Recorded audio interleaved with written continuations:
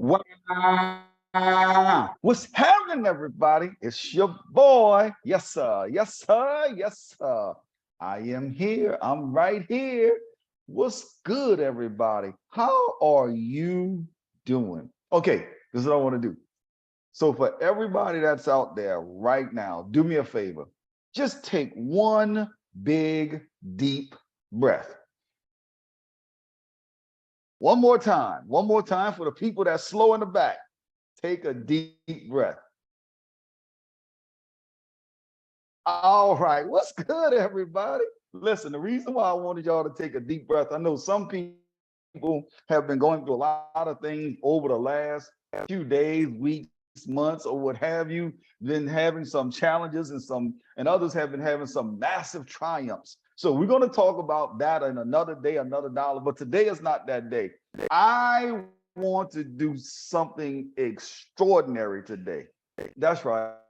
I want to do something absolutely extraordinary today. What is that, you may ask? I want to celebrate and thank mothers. Yes, I know yesterday in America was Mother's Day, and everybody in the stores and can't get into a restaurant, and the breakfast places all packed.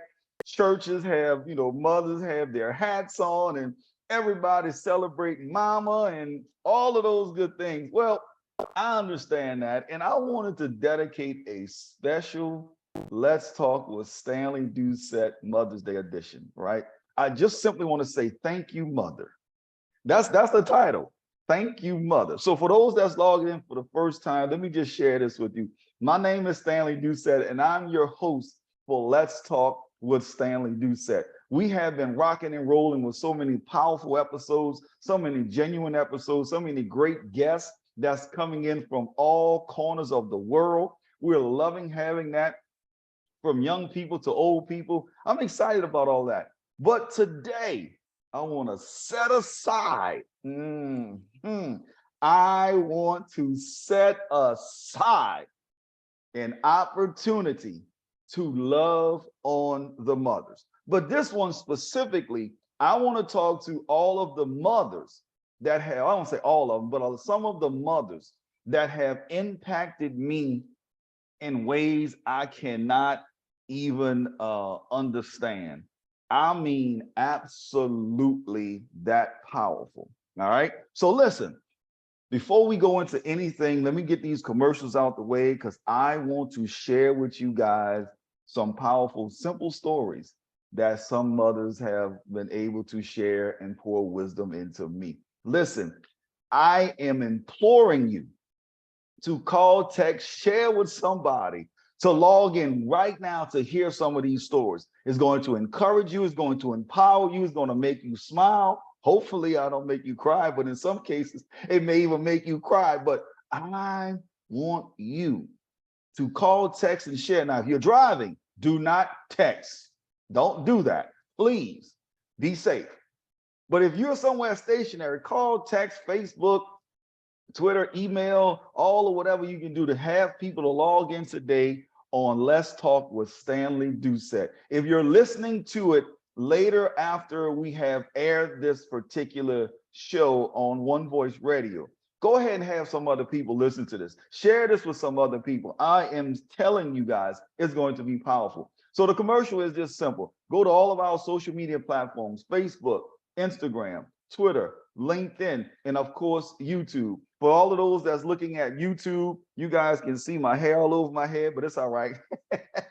We're celebrating mothers. So I want to make sure that you guys go to all of our social media platforms. Please consider following us, like, share, subscribe, forward, post, whatever it is. Please consider doing that. And if you want to donate, thank you so very much. It's going to continue to allow us to bring episodes like this and others, pushing them forward to make sure that we're able to still get everything out to the public and everybody else. All right. So listen, also YouTube, go to YouTube, man. My YouTube is slowly ticking up, as they say, it's slowly ticking up. And I thank you guys so very much. Simply go to YouTube. Let's Talk with Stanley Doucette. It's LET S, Let apostrophe S. Let's talk with Stanley Doucette. I am absolutely excited about this show. So listen, let's get into it, right? So the beginning of the show, all of these things, the first person I actually want to celebrate is my own mom. I want to say thank you to my own mom, right? You know, I had a whole bunch of thoughts and all of these other things, but I want to first say thank you to my own mom, Alice. Hey, mama. I want to say that, you know, we used to, some of our family would call my mom Alice Sally. That's her middle name, Sally. So we would call her Alice Sally, right? But let me share a story with you guys. I mean, I have so many, but let me share this story with you guys. First of all, my mom is a retired funeral director, and she has, I don't know, over 40 something years in the funeral service and the funeral business. Now you're talking about to run a funeral. She could run a funeral. But here's two stories I want to share. One was when I was growing up, not about, I'm gonna share the funeral side, and then I'm gonna share the side where she came to a couple of my games and, you know, just all those things. So let me share this with you guys, just make you smile. So my mom is a powerful, powerful being, a powerful force of nature. And, you know, in the funeral business, you have funerals come all kinds, shapes, colors, it doesn't matter, right? Here is something that I want to highlight because she's this special. Um, we were in New Orleans, and there was a big old whatever that, you know, like a killing or something happened, and it was a drug related, gang related, you know, all of those different award related. You know, when I say ward, everybody in New Orleans know what I'm talking about. But it was a different ward, right? Different sections of the city, and somebody, quote unquote, major kingpin got killed, and Vardy was going to retaliate. And everybody knew all of the soldiers were coming, right? All of his crew, all of his team, everybody was coming to the funeral. Well, what was interesting about it and why I'm sharing this story is my mom was sharing with me, you know, they were saying like, oh, okay, you know, such and such got this funeral, such and such, you could take that funeral, such and such, you know, I'm going here, this one going here. But no one wanted to take this funeral with this kingpin because everybody knew the news media was going to be there. They're going to have police officers everywhere. It's going to be crime, criminals everywhere. Everybody was there. And it was like, and Alice, you take this one. And my mom was like, all right. And, you know, like, all right, cool. And, you know, did whatever they do. So my mom arrived at the church with the body.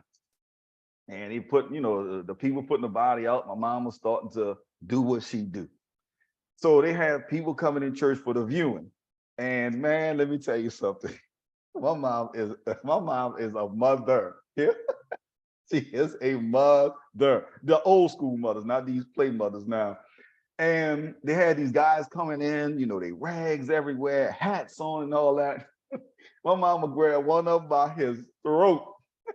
If not his throat, I don't want to say his throat, I don't want to exaggerate. Grab one of them, I'm gonna say that, and said, if you don't take that hat off in this church, it's gonna be a problem with me and you. Now remember, these are some thugs, gang bangers, all of this stuff. My mom went right to him and not asked, told him to take his hat off. And he had that look, but he had that look and he was looking at a mother. And some of you mothers know when y'all have that look, I don't care who you are, boy, that look penetrates your soul. And he, yes, ma'am, took his hat off.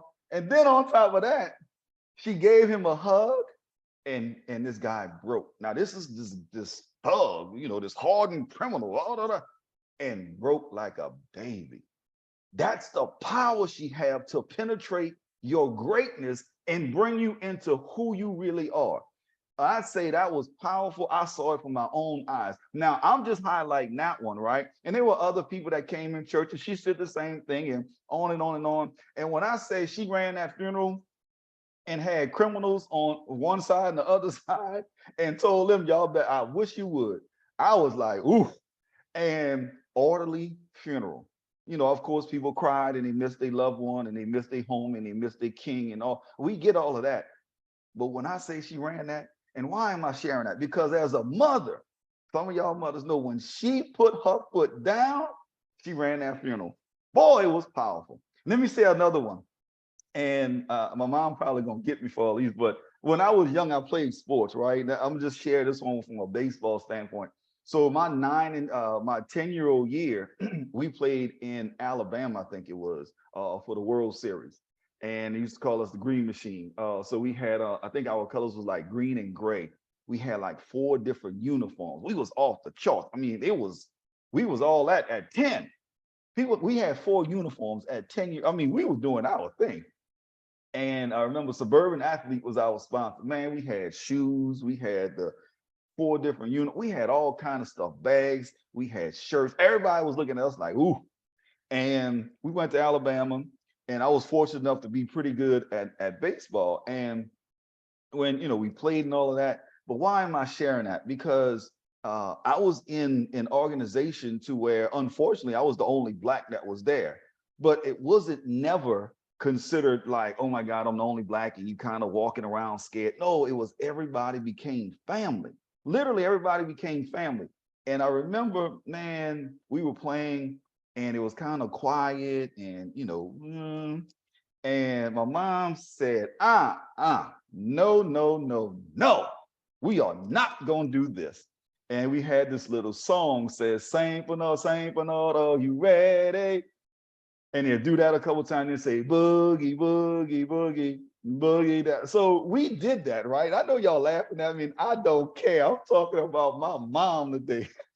We did that, and all of a sudden they turned up. I mean, they had the adult beer. You could drink beer, but before all of this craziness started going on, but you were able to drink. You go to the concession stand, get a beer, and they had their beer, and they had their this, and they had their that. And my mom don't drink, right? So, but she had her Sprite, and she would put it in a little cup like she was drinking with everybody. But man, when I tell you the impact of what she had, what not from those criminals, but for also people that were making 5, 6, 7 figures, she have a magnet that attracts people to her. And she have been that so much. So today, Mom, I want to say thank you. You birthed this crazy young man, and we still riding today. So I just want to say thank you for every single thing you have done for myself as well as my sister. Thank you. And to all of the countless other people you have counseled and ministered to and witnessed to and everything in between. I just want to say thank you. Thank you. I love you. Thank you. Let's move on to the next person. The next person is someone very special to me. And she's moved on to glory now, but another mother, another mother. Her name is Velma Oram Davis. Yeah, she is the mother of my best friend, my mentor, my road dog, but she is the next person that I want to salute and say thank you to. Let me share this with you. Let me share this story. I'm gonna try to share a story with everybody. I'm not trying to make the podcast long, but I just want to share a story with her.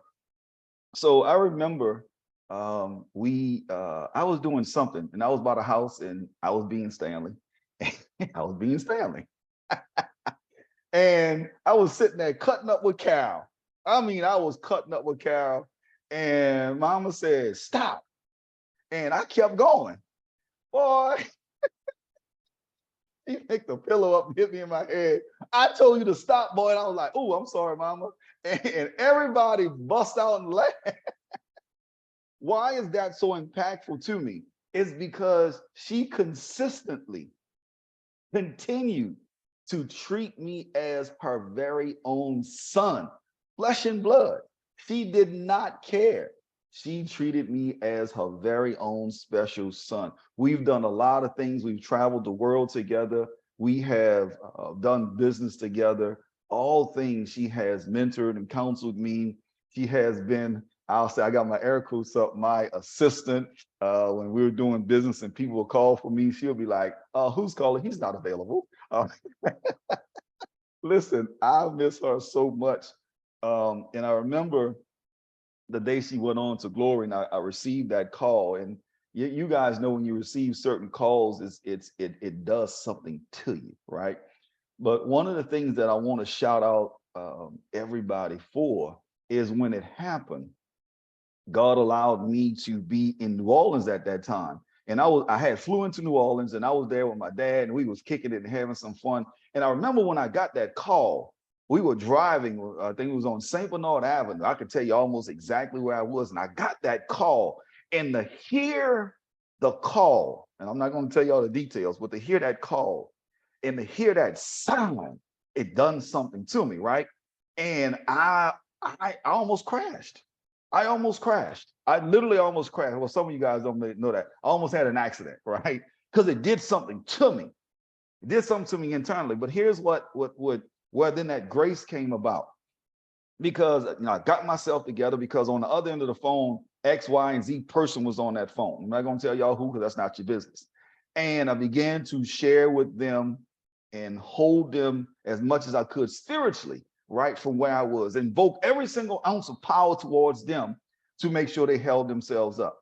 And then as we did that and all of the different things that we were doing, we eventually got there, and I didn't fly there. I actually asked my dad, can he drive me to Montgomery to be there that same day? And he agreed, and he drove there, and then he drove back because that was his friend as well. And we paid our respects. He left and I stayed. And, but I just want to shout out to the mother of One Voice Worldwide, to our queen, our special lady, Ms. Velma Oram Davis. I love you. Continue to look over me, because I'm a little, I'm that child. So, continue to look over me, right? All right. So the next person is, I want to move into my college days, right? So everybody know, I don't say everybody, some of you guys know I went to Southern University in Baton Rouge, Louisiana. Yes, sir. The human jukebox, but I ain't gonna get into that today. And when I first went to Southern, yeah, I played baseball and all of that things. But when I first went to Southern, we was registering for class. Now, for all of you PWIs out there, predominantly white institutions that had all of the electronics and everything was all online and you can register in your dorm rooms and all that. We didn't have that. You got to get your butt up and go get that 3-color paper. Y'all remember the white, the yellow, and the pink? So we had to register. How did it go? So first I had to go to what's called junior division and get signed signatures and get my classes and get counseled and all of that stuff and get it signed off, and then go all the way to TTL Lane for those Jaguars. Y'all know what I'm talking about, because y'all classes wasn't next door. All this stuff wasn't next door. We had to go to TTL Lane. So we went from junior division to TTL Lane. Now, by the time you got to TTL Lane, where it's the math building, but where you got down there to put your classes in, if that class was closed, you had to turn back around and go back to the junior division, staying back in line. So y'all know it was like a whole day event. It was a whole day event. Me being the first time at Southern, I didn't know the tricks of the trade to how to get it done.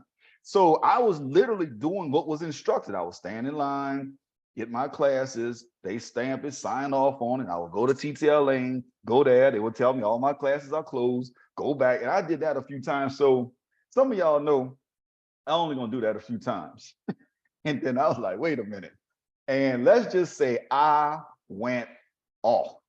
Dr. Nathaniel, I forgot his last name, and I went off on him. When I say went off, I went off. I didn't hold nothing back.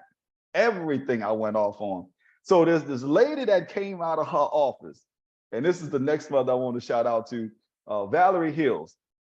I love Valerie Hills to the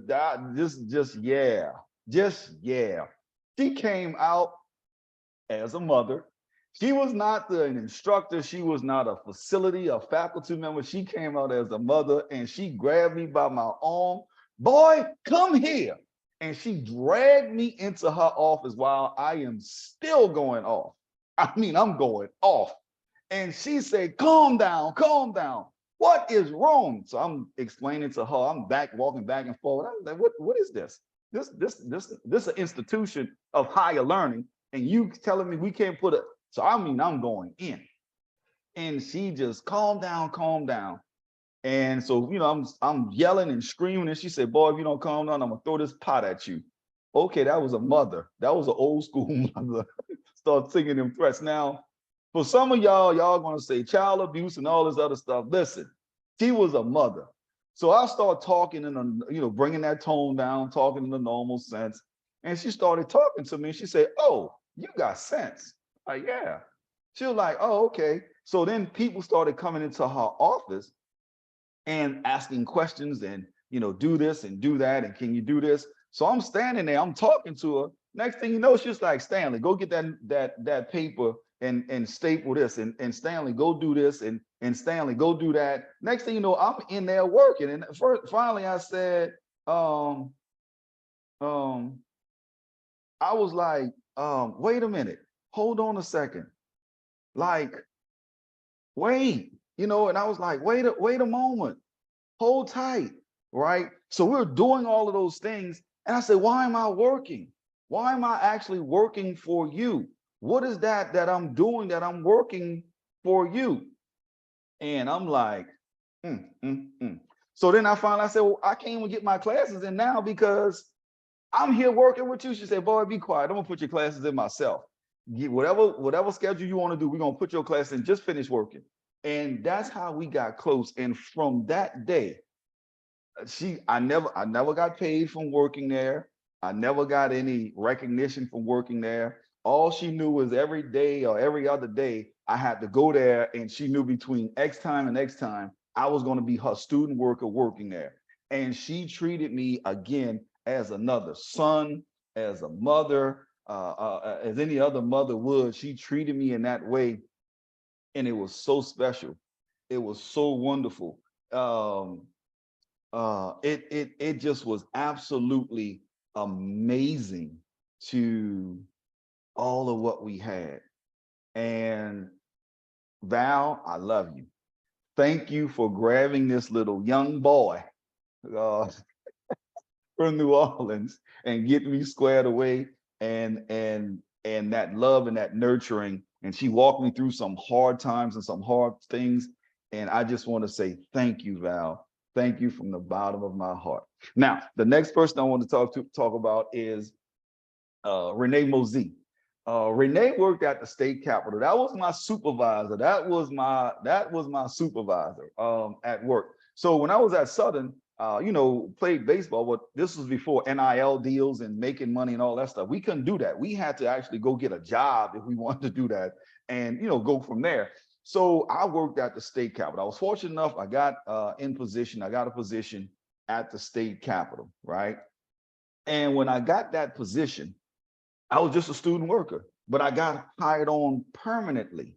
And it was like, yes, I got hired on permanently. I was excited about getting hired on permanently, and I was grateful to be hired on permanently. And it was wonderful. It was absolutely wonderful. And so in the time, so I got a call from Renee. I knew of her and all of those things, and she worked in the Speaker Pro Tem's office. She was the PA and the manager and the director in the Speaker's office, and she ran stuff. So it went there, and she's like, listen, I want to hire you as my student, my student, if you will, my student assistant. All that. I was like, okay, great. And I'm just thinking it's a job. So this is my supervisor, and I'm going to do what I have to do. She treated me as a mother would. So I went there and we started talking, and she got all in my business. Who you dating? How they look? Are they intelligent enough to be with you?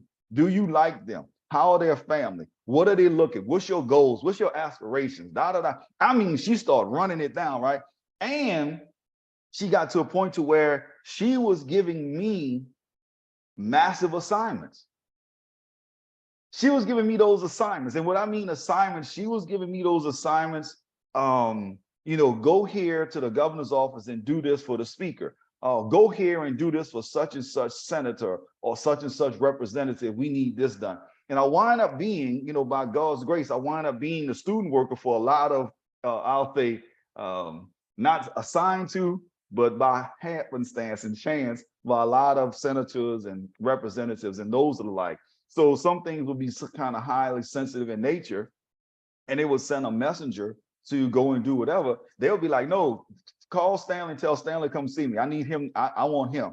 And it got to a point to where a lot of them would call me with a lot of things to do their work for them. If you have to go grab something or get a paper or a document signed or something, I would do that for them. But let me tell you why I'm shouting out Renee, because this story was I'm working and I'm doing my thing.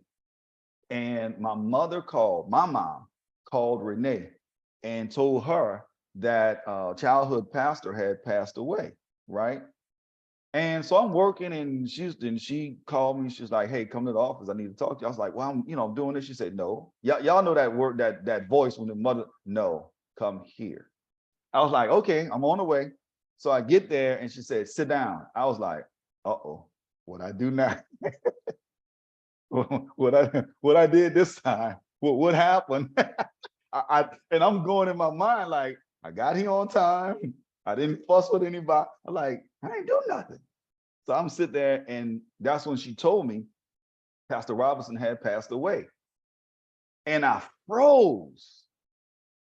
And y'all know the nurturing part of the mother. She got up from her desk and she held me. And I was not one of those people that cried a lot, right? I mean, I would cry, but I didn't cry a lot. And I just broke. I mean, I broke, and I fell to the floor, and she got on the floor with me.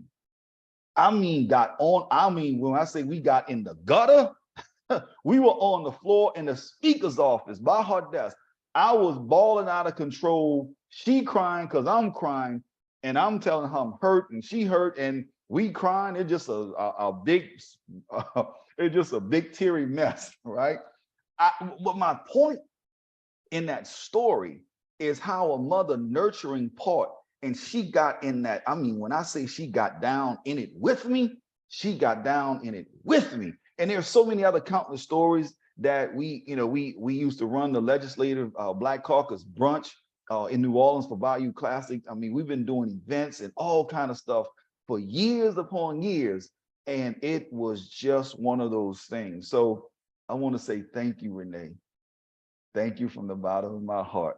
I truly, truly appreciate you. Thank you. Thank you for all of the lessons.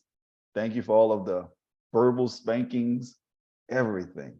So I just want to say thank you. To the next person, Miss Betty. Boy, let me tell you, Miss Betty is my sister, Tancia's mom. And Miss Betty is just Miss Betty. So y'all know when you're in school, you broke. You're broke and you're hungry. So I remember I met Tay. I call her name is Tancia. I call her Tay. I remember I met Tay. She was at the bank. I met Tay. Of course, I was flirting at the time. I was trying to holler. And she gave me her number, and I'm trying to holler. And it was like, we started talking. It was like, girl, you more like a sister than trying to flirt. And she said the same thing. We started yelling and screaming and cutting up with each other. And we became the closest of friends, even to this day. And I remember the first time she was like, "What are you doing?" I said, "I'm hungry." I said, "I'm going to try to sneak in the cafeteria to get something to eat." She said, "Boy, come with me." I'm like, "Where we going?" She said, "I'm going home." I'm like, "Okay, why are we going home? I mean, I'm hungry." She was like, "Boy, just come with me. We'll go get something to eat." I'm like, "Oh, okay." Now let me say this. I don't eat from everybody. She was like, "It's gonna be good." I was like, I don't know. And I remember we had it was red beans, I think. Yeah, it was red beans or some type of bean. Might have been the white beans or whatever. So anyway, so I get there and I'm like, y'all know everybody don't cook good. So she was like, "Boy, just eat the food." So before I start to eat, I'm like, "Well, where's your mom? At least I gotta say, I have manners. I gotta at least say hello to your mom and your dad or whatever." And he was like, "Oh, my mom is sick." Let me tell y'all what I did. Yep, this Stanley. And some of y'all know me, this Stanley. I got up from the table. I said, "Well, where's your mom?" She said she's in the room sick. I got up from the table. I went in the room. Guess what I did? I didn't just say, "Oh, hey, Mr. High." I got in the bed with her. Yes, I got in the bed with her. I gave her a hug. I said, "Hey," I said, "You doing okay? How you doing? What could I do?" Da, da, da, da, da. I literally got in the bed with Miss Betty. And she was like, "I'm, not feeling good, da, da, da, da, da." And I was like, "Okay, you need me to go get something, go grab something." And, of course, I was genuinely concerned. And from that day, another mother, and she raved to this day. So get out the bed, we go eat, left, all that stuff. So a few days would go by, And then I would get a call from Tay. I mean, outside of our Tay and I normal conversation, she would say like, "Hey, you need to go to the house." I say, "What's wrong?" She was like, "Mama looking for you." I'm like, "Oh, I do something?" She's like, "What's wrong?" She said, "No." She said, "You ain't been there in a couple of days, and she want to know if you eat. Have you eaten?" I was like, "Well, say less. I'm on the way." When you got somebody that know how to cook and they treat you as a child, man, listen, that was the greatest feeling. I used to go there and I'd be like, "Tay, where you at?" She's like, "Where are you?" "I'm at the house." "What you doing?" She was like, "I'm in class." I'm like, "Well, I'm about to eat. So you have fun." And I would eat with Miss Betty and Mr. Johnny. And if there was too many days that went by that I didn't go by the house, I would get them nasty grams. I would get them nasty calls. "Where are you? I haven't seen you in a couple of days. You got to make your way over here." And it feels so good from a male perspective. Your mom is, what, in a different city, and to have Miss Betty looking for you and saying, "Listen, you need to eat, you need to do this, you need to do that," and it's a special feeling, man. Some of you guys understand what I mean. It's just a special feeling. I'm gonna tell this last story. So, I was in an apartment. I had some guys there, and at the time, we were roommates. All of us were roommates. And at the time, they started smoking weed and selling. And I was like, "I can't stay here. I don't do the illegal activities of distribution, right?" So I was like, "Listen, y'all do what y'all do. I am going to move." I moved from Baker, Louisiana to Baton Rouge, Louisiana. I ain't gonna tell y'all the rest because I don't want y'all to be trying to find my steps. And I called Tay. I said, "Tay, I can't do this. I can't do this, Black." I was like, I no, I can't. So I found an apartment close to LSU, like literally, it really was on LSU's campus, right? Or maybe a half a step off. And it was a 2-bedroom apartment for $250 a month. Yep, y'all heard me right. Let me say that again. A 2-bedroom apartment for $250. Man, I got there. I said, "Tay, I found a spot." I signed a lease. I said, "Now I got to get, my furniture from the apartment where I'm at and it was going on the opposite end of town." She was like, "All right." So Tay went and found a truck. One of her girls had a truck. Me and Tay moved all of the stuff, right? This is when we get to Miss Betty. And we moved or whatever. So a few days go by and Tay comes, she said, "Hey, Mama want to talk to you." I was like, "Okay." So she was like, "Hey, I found a sofa set. Do you want it?" "Yeah." She said, "But I want to be honest with you." I was like, "Uh-oh, what?" "We found it. It was in a ditch." She's like, it didn't rain on or none of that stuff. Looked like somebody just put it out for the the dump trucks or garbage people to come pick it up and remove it. I say, "Well, Mama, what you think?" I say, "Tay, what you think?" She said, "I would get it." So they went and got the sofa, right? And all the pillows, it was a dark blue and a little lighter blue in it, right? And it was all everything. And I was like, huh.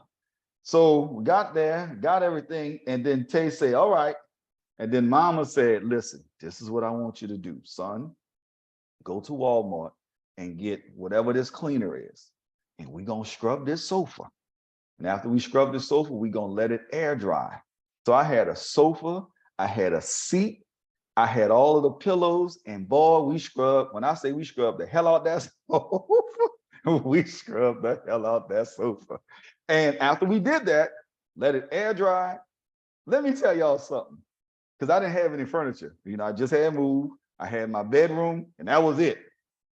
I got that sofa, and after I scrubbed it and all that, tell y'all something. That was the best and most comfortable sofa I've ever had, even to this day.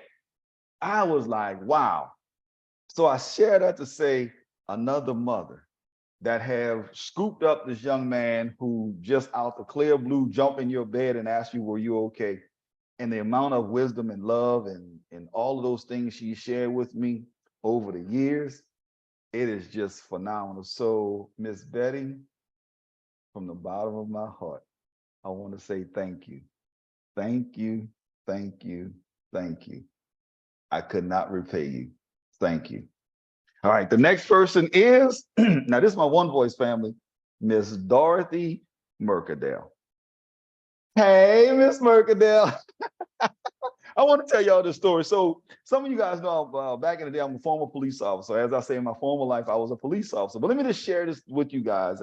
This is powerful. This is powerful. So Ms. Mercadale and I were doing business before. And I remember we had a convention coming up. And it was a great, convention. You had to go to the convention. I wanted to be at the convention. It was in Detroit, Michigan. It just seemed like a lot of stuff I've done. Anyway, it was in Detroit, Michigan, and it was doing. But at the time, I couldn't afford the plane ticket. I mean, I just couldn't afford to go. If I got there, I had somewhere to stay. Some people to stay with, but I didn't have no money. Right now, this was even before the plane tickets were astronomical, right? So I told her, I said, hey, I'm excited that you're going or what have you. She's like, oh, when you fly out? I said, I'm not. I can't. I don't. I can't afford the ticket at this moment. She said, well, don't worry about that. Let's just book our tickets together, and then we'll fly out together. And she booked my ticket, and the feeling that it shared, and then over the years, the amount of love that she shared with me, it was just another level.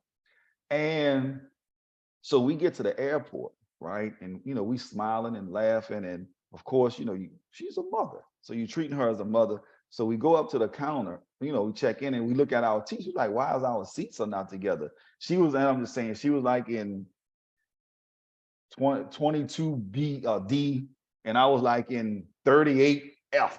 Right? I'm like way in the back, she way in the front. So she said, give me your ticket. Here you go. So she walked up to the lady and she said, listen, I don't understand why our seats are not together. This is my son. We traveled together, we purchased our tickets together. The lady was like, oh, don't worry about it. I got it. And she redid something and she changed the seats and she gave them to me. So she gave them to us and was like, all right, thanks. And when she gave us the tickets, we looked. It was like, wait, this is a single digit. It's a single digit. I think we were like in 3B and D and E or something like that, right? C and D. And shout out to C and D Enterprise.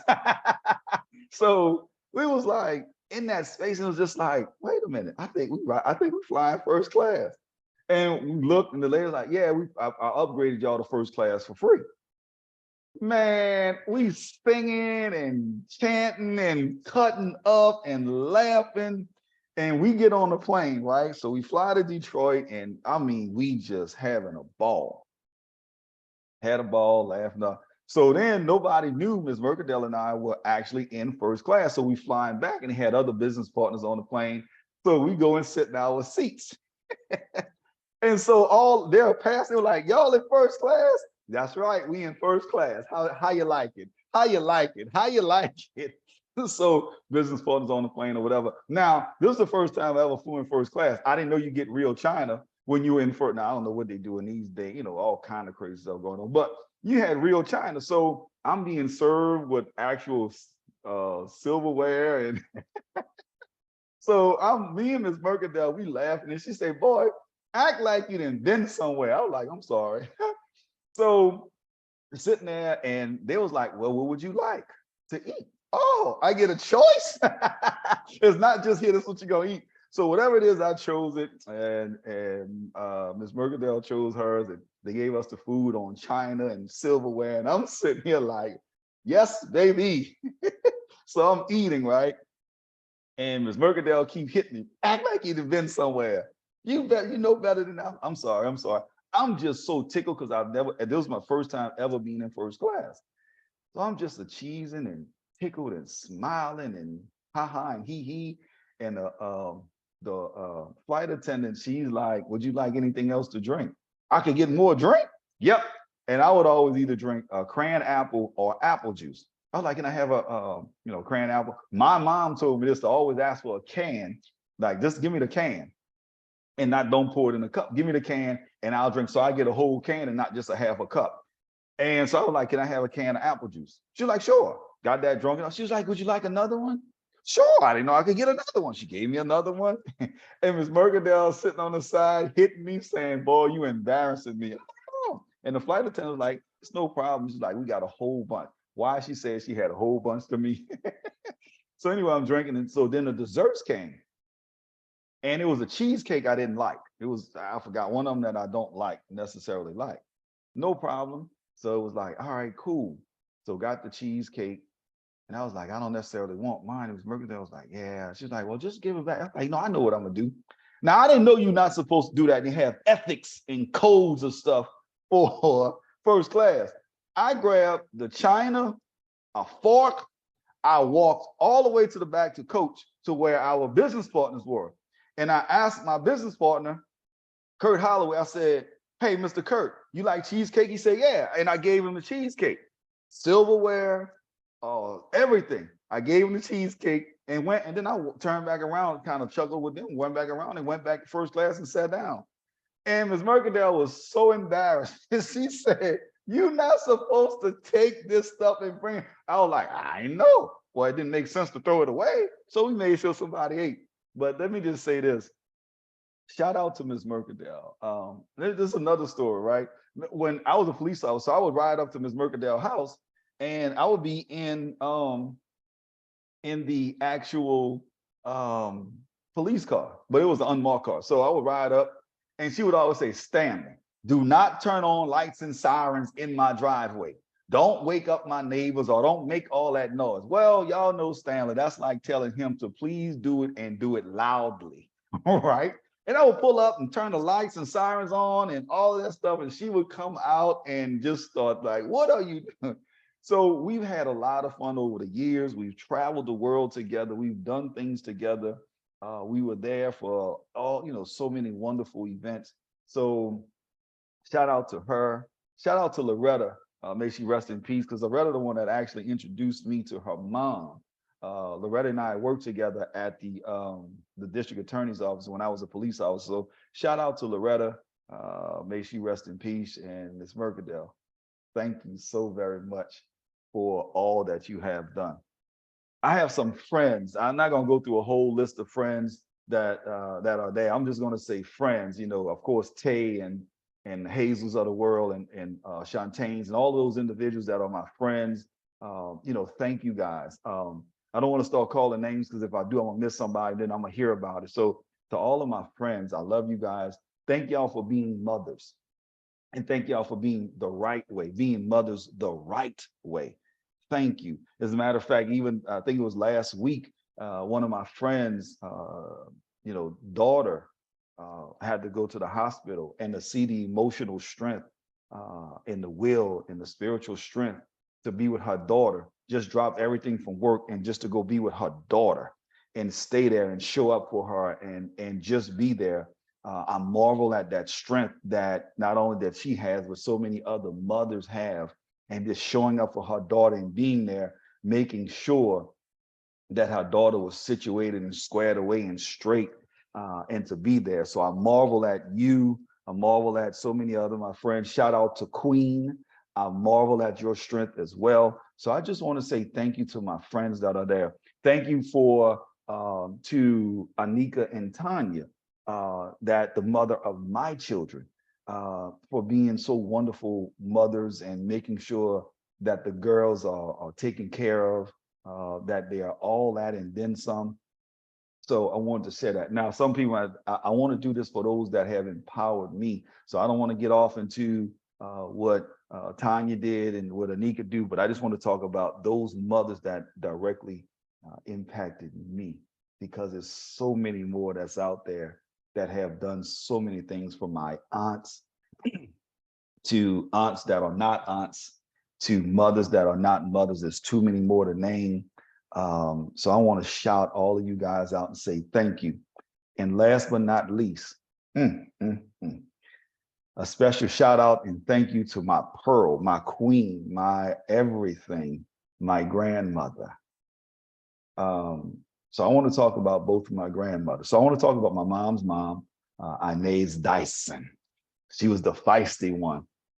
And I remember I was going through some stuff, and I was calling my mom. My mom was at my grandmother's house at that time, and I called, and my grandmother picked up the phone, and I was like, "Hey, Mama, how you doing?" She was like, "Hey," and Soon as I said, "How you doing?" She said, "What's wrong?" I hear it in your voice. Y'all know those grandmothers, those real mothers, they hear your sound.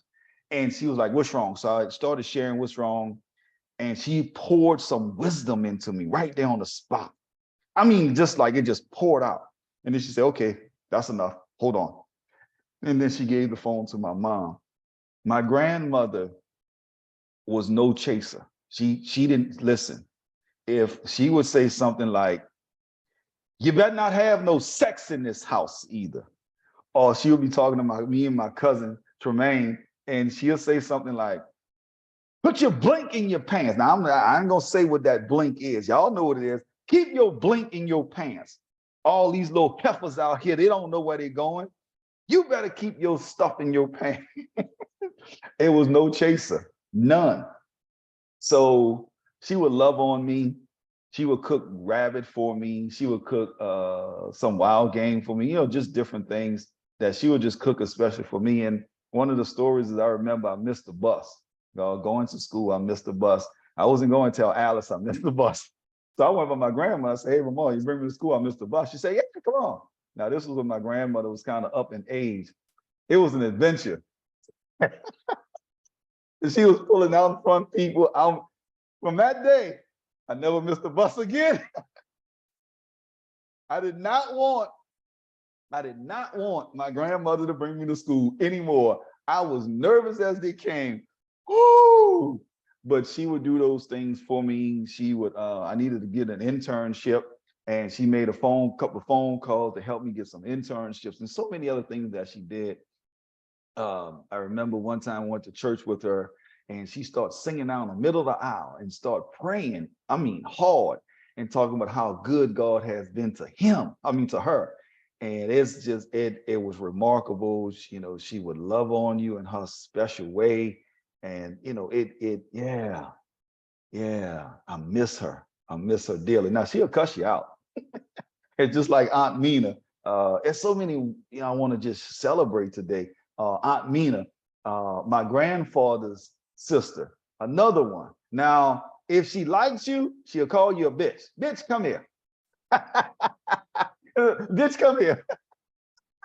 I mean, you say it in a minute too. If she don't like you, "Hey, how are you?" "Okay, great. You want something to drink?" "Okay, wonderful." And she'll just stay away. But if she like you, man, listen, it's an term of endearment. So shout out to Aunt Nina. May she continue to rest in peace. To my grandmother Inez, I love you. Thank you for all that you've done for me, countless things that you've done for me. And then, of course, my Pearl, my prayer partner. I get emotional. I'm trying not to get emotional when I start thinking about this, but Vicey Doucette, everybody called her Mama. Square your shoulders and say it loud and proud. Everybody called. Matter of fact, everybody in the car, everybody in the audience, y'all just say, "Thank you, Mama." Nah, that ain't cool. Everybody just say, "Thank you, Mama." All right, all right, all right. So there's so many different things that I really would like to, just share with you guys so much. But I'm gonna just share this with you from my grandmother Vicey. This is my dad's mom, and she was my prayer partner. I pick up the phone, and when I say she can pray and make paint move off the wall, she can. When I say she can pray and have literally the house shake, yeah, she was that one. And there's so many different stories I can share. I remember we used to play cards, but on I think it was Communion Sunday, you can't play cards before 12 o'clock. And you better thank God and pray before we start playing cards. Now, we weren't playing for money. We were just playing cards, whether it was bid whist, or most of the time it was bid whist. And we were playing cards. But you better not. Now, let me say it right. It's not better not. You bet not. You bet not play cards. Now, my grandmother was not this big woman and all of that stuff. But boy, when she stood up in her spirit, everybody just was like, "Okay, yes, ma'am. We're going to let you have that." But see, at 12:01, and then the wonderful thing about it, after we all ate by my grandmother and we would play cards, right? She would sit there with this smile that's infectious. And she would just smile and would rock, and she would call me Pa, and she would be like, Pa, what you doing? I was like, oh, I'm ready to play, Mama. And she was like, oh, okay. She was like, you want something to eat? I was like, no, I just ate. She was like, oh, okay. She was like, well, if you want something, just let me know. And that that love, man, it's that deep. And we would do so many different wonderful things, right? And she would pray. And when I say she would pray, she would pray. And I remember this one time, Aunt Becky, shout out to my aunt, love you. And she said, listen, I just came in town. She said, I'm having a prayer breakfast at my house with just the family. I want you to come. I didn't want to go. I'm gonna be honest with y'all, I didn't want to go. So she said, I want you to come. I want you to pray. Well, my grandmother there, the chief prayer warrior is there. She's like, I want you to come. So eventually I agreed. I went. We had breakfast and all of that stuff.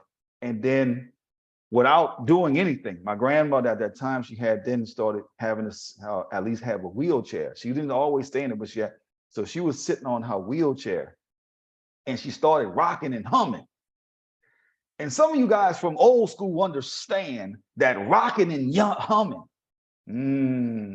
She started, rocking and humming and rocking and humming. And I just got to the point, I was like, oh, Lord. And she started commanding a room without opening her mouth.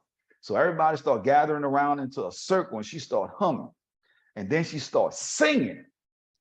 Lord, I'm trying not to be emotional and cry with this, but when I say she started rocking stuff, so everybody got in a circle. And my cousin Darren, he wanted, my aunt Becky asked him to speak a word, and then after that, asked me to pray. And she spoke a word. He spoke his word, and my grandmother was looking at me. Now, if you have somebody that do this all their life and taught you how to pray, along with my mom, and she's looking at you, but she gave this affirmation with her eyes and her smile. I see you, Pa. I got you. You're going to be fine. We were not even standing next to each other. And she just was looking at me and she was like, you got it. I love you. And you can see it. And we were able to pray. And the love that she shared just in that it was amazing. There's so many other things I could talk about with both grandmothers and my mom. But today, I just want to say thank you, Mother. If you fit into that category, my sister, I love you. Rondella, Carol, Lisa, Tay, Hazel, I love you. To all of the future mothers, I love you. To all of the children out there that look up to the mothers, I love you. But I today wanted to specifically say, thank you, Mother. And whoever that may be, thank you. This is going to conclude our podcast, but I just wanted to say today, thank you, Mother. Please go to all of our social media platforms and subscribe, like, share, join, all of those other good things. Set the alert button. Go to YouTube, LET''S. Let's Talk with Stanley Doucette. Join, like, subscribe, hit the notification button, get other people to do it. But today, to all of the mothers, from Let's Talk with Stanley Doucette, personally from myself, to all of our fans around the world, to all of our followers all around the world, we just want to salute and say, thank you, Mother. I love you. Y'all have an enjoyable day, and I will see you guys next week on Let's Talk with Stanley Doucette. Y'all be blessed. See you.